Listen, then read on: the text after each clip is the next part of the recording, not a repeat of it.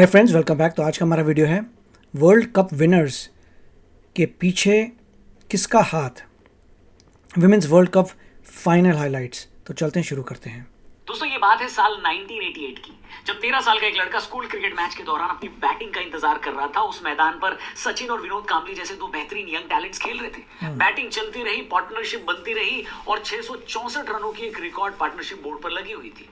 लोग इंतजार कर रहे थे अपनी टीम की जीत का, पर उस लड़के को इंतजार था उस मौके का जहां वो खुद को साबित कर सके।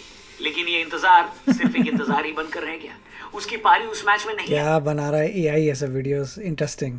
आई, लेकिन यही इंतजार उसकी ऐसा लग रहा है आंख फाड़ देगा आपकी। कहानी को लिखने वाला था। यहीं से उनकी जिंदगी में एक लंबा इंतजार शुरू हुआ, जो किस्मत का कसूर भी था और इंडियन टीम में कंपटीशन का एक बड़ा एग्जाम्पल भी। इस लड़के का नाम था अमोल मजुमदार। वो अमोल मजुमदार जिनकी कोचिंग में 52 साल बाद भारतीय महिला क्रिकेट टीम अपना पहला वर्ल्ड कप जीतने वाली थी। The women's cricket team have made all the Indians proud and bringing this title. Jamima's journey is now every little girl's hope and every Indian's pride, as you can imagine. I'm the ICC Women's World Cup champion, a big victory for the women in blue.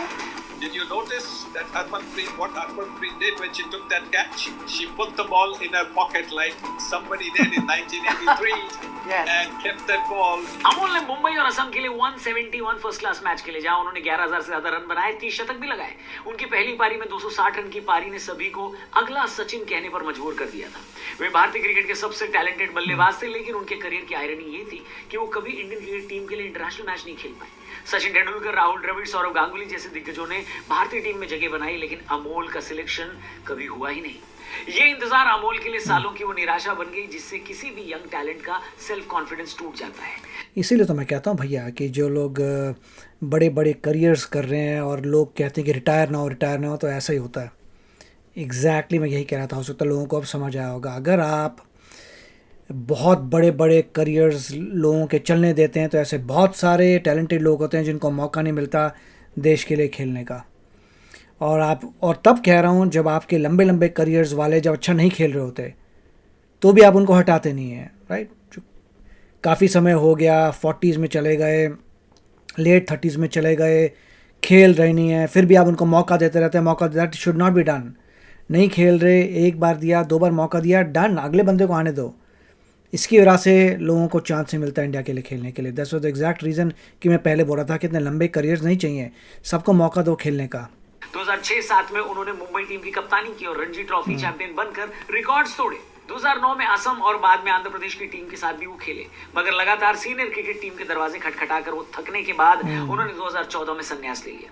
लेकिन भले ही उन्होंने game को छोड़ दिया, game ने उन्हें कभी नहीं छोड़ा।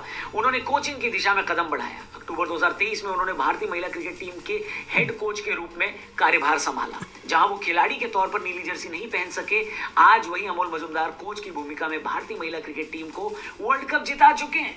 उनकी कोचिंग और गाइडेंस में टीम ने 52 साल के सूखे को खत्म करते हुए पहली बार वर्ल्ड कप जीता है। कप्तान हरमनप्रीत कौर ने फाइनल के बाद उनके पैर छूकर उनका सम्मान किया, जो इस बात का सबूत था कि अमोल ने टीम की सफलता में कितना बड़ा कंट्रीब्यूशन दिया है। अमोल मजुमदार की कहानी बताती है कि कभी कभी लाइफ में सबसे बड़ी जीत अपने सपनों के इंतजार में नहीं, बल्कि दूसरों के सपनों को साकार करने में मिलती है। उनके स्ट्रगल, पेशेंस और क्रिकेट के लिए उनके सैक्रिफाइस ने ही भारतीय टीम को इस वर्ल्ड कप को जिताने में एक बड़ी भूमिका निभाई है। लेकिन ऐसी कई सारी कहानियां इस टीम का हिस्सा है दोस्तों। भारत की महिला क्रिकेट टीम के वर्ल्ड कप जीतने की कहानियों में सिर्फ अमोल मजुमदार ही नहीं, बल्कि उस लड़की का भी योगदान है जो रेलवे क्लर्क की नौकरी करते हुए क्रिकेट ट्रेनिंग और नौकरी के बीच में बैलेंस बनाती हुई चली, जिसने पंजाब से मुंबई आकर रोज रोज ट्रेन से यात्रा करते हुए प्रैक्टिस किया और बाद में विश्व कप की ट्रॉफी उठाई। ये कहानी उस हरमनप्रीत कौर की भी है, जिन्होंने 2009 में इंडियन टीम में अपना डेब्यू किया और अपने सामने ही अपनी टीम को 2 वर्ल्ड कप फाइनल हारते हुए भी देखा। फिर भी वो कॉन्फिडेंस मरने नहीं दिया कि एक दिन हम भी वर्ल्ड कप जीतेंगे, जो आज हो गया है। किस्मत का खेल देखी, जो शेफाली वर्मा इस टीम का हिस्सा भी नहीं थी, उन्हें रिप्लेसमेंट के तौर पर लाया गया और उन्होंने प्लेयर ऑफ द मैच जीतकर फाइनल जिताने में बड़ा रोल अदा किया। किस्मत का ही खेल देखिए कि जिस प्रतीका रावल की जगह शेफाली को लाया गया, वो व्हील चेयर पर इस जीत को सेलिब्रेट कर रही थी। यही तो किस्मत है। दीप्ति शर्मा, प्रतीका रावल, हरलीन देओल, शेफाली वर्मा, श्रीचरनी, ऐसे दर्जन भर नाम आज पूरी दुनिया और भारत में मशहूर हो चुके हैं। ये जीत भारतीय महिला क्रिकेट टीम की बदली तस्वीर बताती है, लेकिन ये जर्नी इतनी आसान नहीं थी। भारतीय महिला क्रिकेट की शुरुआत कठिनाइयों से भरी थी दोस्तों। पहले खिलाड़ियों को अपने रिसोर्सेज खुद जुटाने पड़ते थे, मैच फीस लिमिटेड थी और बहुत ही सीमित संसाधनों के साथ ही महिलाएं खेलती थी। लेकिन ये पड़ाव तो खेल में आने के बाद आते ही थे। उससे पहले उन्हें अपने घर परिवार को ही मनाना पड़ता था कि वो क्रिकेट खेल सकती हैं। भारतीय महिला क्रिकेट टीम की पहले हो सकता है काफ़ी टाइम से हो रहा था, मगर लोगों को नहीं पता था, ज़्यादा अवेयरनेस नहीं थी। अगर विमेन क्रिकेट खेल भी रही हैं तो पीपल डिडंट नो मच। तो धीरे धीरे अभी कुछ ही आप कह सकते हैं पिछले 5 साल में शायद अवेयरनेस ज़्यादा बढ़ी है। कप्तान शांता रंगस्वामी ने महिला क्रिकेट के संघर्षों के बारे में कई बार बताया। जब 70-80 के दशक में महिलाओं ने क्रिकेट खेलने की शुरुआत की थी, तब उन्हें खेल की नहीं बल्कि समाज के कई सारे बंधनों को तोड़ना था। ट्रेन की लंबी यात्रा में उन्हें रिजर्वेशन की सुविधा नहीं मिलती थी। कई बार ट्रैवल के दौरान ट्रेन में खराब माहौल में बैठना और स्लीपिंग की जगह न मिलना भी आम बात थी। खंडहर जैसे बजट होटलों में रुकवाना उन्हें, जहां साफ सफाई का सवाल भी नहीं था, उनकी डेली रूटीन का ये हिस्सा बन चुका था। भारतीय महिला क्रिकेट टीम की पहली कैप्टन शांता रंगस्वामी ने एक बार याद करते हुए बताया कि वे और उनकी टीम के मेंबर अक्सर ट्रेन के डिब्बे में 3 घंटे सामान संभालते थे, टिकट कलेक्टर के सामने अपने सफर के लिए लड़ते थे और दूसरे यात्रियों से बेवजह कहासुनी भी हो जाती थी। मैच फीस का तो सवाल ही नहीं था। वे सिर्फ अपने पैशन और देशभक्ति के दम पर खेलती थी। बिना किसी फाइनेंशियल सपोर्ट के उनको स्ट्रगल करना पड़ता था। दोस्तों, खेल के मैदान पर भी मुश्किल फाइनेंशियल सपोर्ट क्यों नहीं था, वही तो क्वेश्चन है। फाइनेंशियल सपोर्ट तो मिलना चाहिए गवर्नमेंट का, कम नहीं थी महिलाओं के लिए। ये तो बहुत टाइम पहले की बात करें जहाँ पे एक्सपेरिमेंटल चला था। अदरवाइज तो गवर्नमेंट हैज़ टू पे, राइट। को प्रोफेशनल स्टैंडर्ड पर नहीं माना जाता था। कई बार टूर्नामेंट में हिस्सा लेने या इंटरनेशनल टूर पर जाने के लिए पैसों की भारी कमी रहती थी। विदेशी टूर्स के लिए खिलाड़ियों को एनआरआई परिवारों के घर रहना पड़ता था या फिर एयर इंडिया जैसी संस्थाएं टिकट की मदद करती थी। क्रिकेटर्स को अच्छा खाना, आराम की जगह या पर्सनल केयर जैसी चीजें मयसर नहीं थी। एक बार टीम को बड़ा यही अच्छा काम कर रहा है। टूर्नामेंट खेलने के लिए केवल 4 टॉयलेट वाले कमरे में रहना पड़ा, जहां साफ सफाई जैसे बेसिक इंतजाम भी नहीं थे। खिलाड़ियों के पर्सनल एक्सपीरियंस से बताते हैं कि ये सब देखकर भी उनकी हिम्मत नहीं टूटी। उन्होंने बस एक मौका पाने के लिए, एक बंदे की बात नहीं हो रही, पूरी जनरेशन की बात हो रही है कि पहले कुछ बच्चे आए, उनकी हालत थी, फिर आगे बढ़े तो नेक्स्ट जनरेशन और बेटर हुई। तो धीरे धीरे जनरेशन बेटर होती जा रही है। ऐसा नहीं है कि एक ही बंदे को ऐसा मिल रहा है इन्वायरमेंट। धीरे धीरे everything became better and better. दिन रात मेहनत की और उम्मीद जलाए रखी। इस स्ट्रगल ने उन्हें न केवल फिजिकल रूप से बल्कि मानसिक रूप से भी मजबूत बनाया। करेक्ट। ये जो लोग जिनकी फोटो दिखा रहे हैं, इनको तो बड़ी मेहनत लगी होगी। उसके बाद जो नेक्स्ट जनरेशन आई है, दे obviously would have done better and better. अपने परिवारों, समाज की पुरानी सोच और खुद के लिमिटेशन को तोड़ते हुए क्रिकेट के लिए लड़ती रही। मिताली राज ने भी अपनी शुरुआती जिंदगी के बारे में बताया कि स्पोर्ट्स में रहना मतलब सिर्फ आउटडोर खेलने का नाम नहीं था, बल्कि सोशल, फाइनेंशियल और फैमिली चैलेंजेस से भी लड़ना था। उन्होंने अपने क्रिकेट करियर को बनाते हुए पढ़ाई, घर की जिम्मेदारियां और खेल की ट्रेनिंग को बैलेंस किया। कई बार फाइनेंशियल परेशानियों के बावजूद उन्होंने हार नहीं मानी। ऐसी तमाम कहानियां मिलकर भारतीय महिला क्रिकेट टीम की आज की सक्सेस की कहानी बताती है। दोस्तों, अगर किसी को लगता है कि ये सिर्फ बनी बनाई बातें हैं, तो आपको एक फॉर्मर बीसीसीआई प्रेसिडेंट के बारे में बताता हूं, जिनका एक स्टेटमेंट आजकल बड़ा वायरल है। जी हाँ, एन श्रीनिवासन की बात कर रहा हूं मैं। उनका पुराना एक बयान अब वायरल हो रहा है, जहां पर लोग कह रहे हैं कि उन्होंने कहा था कि अगर उनकी मर्जी होती तो वो महिला क्रिकेट को पूरी तरह बंद कर देते।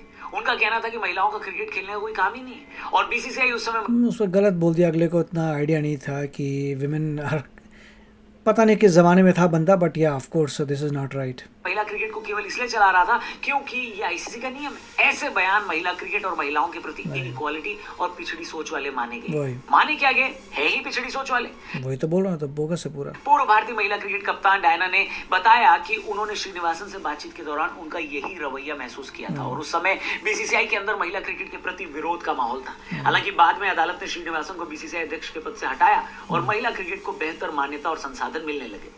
मगर इस यात्रा में सबसे बड़ा मोड़ आया 2019 में। सबसे कम उम्र के बीसीसीआई अध्यक्ष के रूप में जय शाह ने कमान संभाली और सबसे बड़ा काम महिला क्रिकेट के लिए उन्होंने किया। महिला क्रिकेट के बेटरमेंट के लिए विमेंस प्रीमियर लीग यानी WPL की शुरुआत हुई, जिससे महिला खिलाड़ियों को फाइनेंशियल सिक्योरिटी और वेरी गुड उसके लिए बेहतर फैसिलिटीज मिलनी शुरू हुई। साथ ही महिला क्रिकेटरों के लिए पुरुष खिलाड़ियों की समान मैच फीस देने का ऐतिहासिक फैसला भी लिया गया। ध्यान दीजिए, ऐसे स्पोर्ट्स में सरवाइव करने के लिए फाइनेंशियल स्टेबिलिटी बहुत जरूरी होती है। बीसीसीआई के इस निर्णय ने महिला क्रिकेट को एक भरोसा दिया कि इसको एक प्रोफेशन की तरह लिया जा सकता है। ऑफ कोर्स लिया जा सकता है, और लोग नहीं ले रहे क्या? इस दौरान बीसीसीआई ने नेशनल क्रिकेट एकेडमी और डोमेस्टिक टूर्नामेंटों के एक्सपांशन। लोग आंखें बंद करके बैठते हैं क्या? आपको दिख नहीं रहा ऑस्ट्रेलिया का, आपको दिख नहीं रहा इंग्लैंड का? मेरे को समझ नहीं आता। जैसे कुछ बातें चल रही हैं कि आप विमेन क्रिकेट को नहीं आगे लेके जाएंगे तो आपकी आंखें, मतलब आंखें बंद है क्या? Can't you see other countries? आपको ऑस्ट्रेलिया नज़र नहीं आता, इंग्लैंड नज़र नहीं आता? आपको दूसरा जो डेवलप्ड कंट्रीज़ हैं उनकी टीम्स नज़र नहीं आती। अगर उनकी डेवलप्ड कंट्रीज़ में टीम्स हैं तो हमारी भी होनी चाहिए, तो समझ आना चाहिए था। But anyway it's very good कि अब यहाँ पे पहुँच गए हैं, वर्ल्ड कप जीत लिया है। इसकी न्यूज़ पूरे बहुत जगह यूएस में भी आई है, जगह जगह जा रही है। ये तो मैं नहीं कहूँगा पूरे वर्ल्ड में जा रही है, तो वो तो नहीं है, क्योंकि हर और वर्ल्ड में बहुत प्रॉब्लम्स हैं, बट यू कैन से कि ये बहुत पॉपुलर हो रही है news, at least in US. Multiple newspapers में मैंने देखी है, मल्टीपल टीवी चैनल्स में देखी है, तो this is a great thing और इसे बूस्ट मिलेगा ज़बरदस्त। और होप ये है कि अब जब क्रिकेट जो ओलंपिक स्पोर्ट बन गया है, अभी पहली बार ओलंपिक्स में आएगा क्रिकेट, देन लेट्स होप कि विमेन जीतें और मेन जीतें, जिससे हमें 2 ओलंपिक मेडल्स तो सीधा मिल जाए। तो वेरी नाइस वीडियो। आप बताइए आपके क्या विचार हैं। मिलेंगे अगले वीडियो में। Take care, bye bye. तो अगर आप मेरे इस चैनल पे नए हो तो जल्दी से सब्सक्राइब के बटन को हिट करो और बेल आइकन को क्लिक करो, ताकि आपको मेरा जब नया वीडियो मैं लगाऊं आपको उसके बारे में जल्दी से पता चल जाए।